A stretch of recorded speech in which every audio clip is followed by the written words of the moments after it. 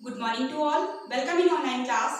Today we will going to study about endemic species and endangered species. So in previous class we studied about protected areas such as wildlife sanctuary, national parks and biosphere reserve.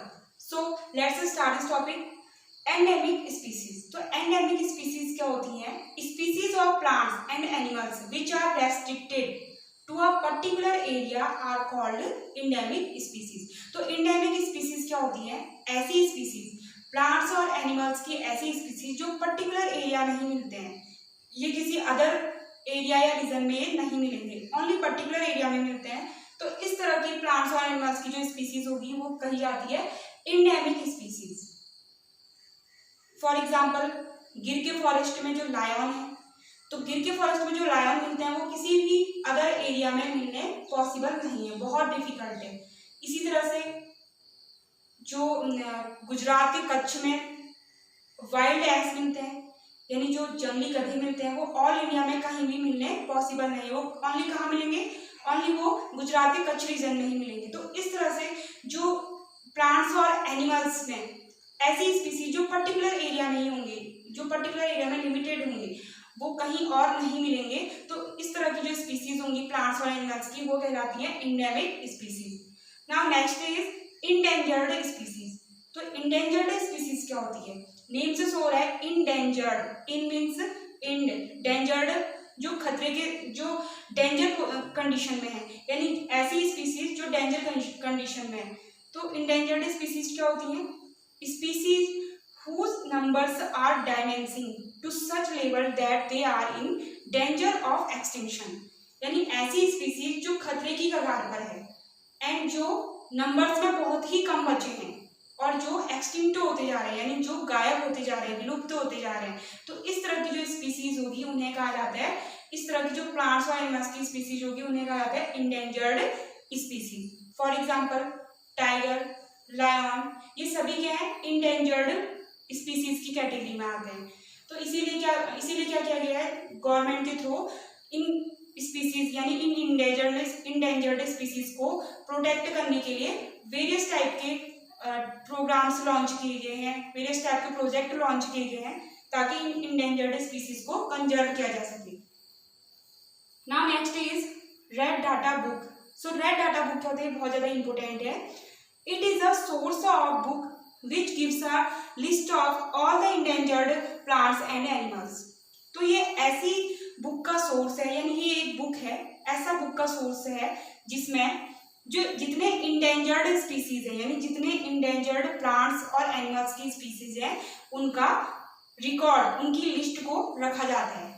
तो इसमें जितने भी endangered species होंगी plants की और animals की, उनके record को इसमें उनके डेटा को इसमें रखा जाता है, इसलिए इसका नाम है red data book. Red data books means ऐसी बुक जिसमें डेटा कलेक्ट होता है, एंड रेड यानी जो डेंजर जोन में, यानी जो डेंजर पोजीशन में है।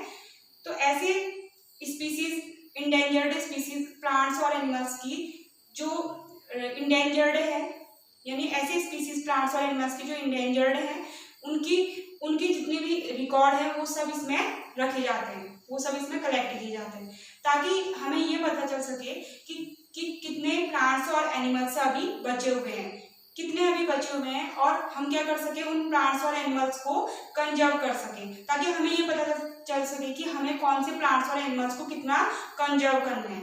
तो इसीलिए क्या किया गया है कि जितने भी इंडेंजर्ड स्पीसीज है प्लांट्स में और एनिमल्स में, उनके रिकॉर्ड को इसमें रखा गया है, उनके रिकॉर्ड को इसमें सेव करा गया है, इसलिए इसका नेम है red data book. Now next is project tiger. तो प्रोजेक्ट टाइगर क्या है?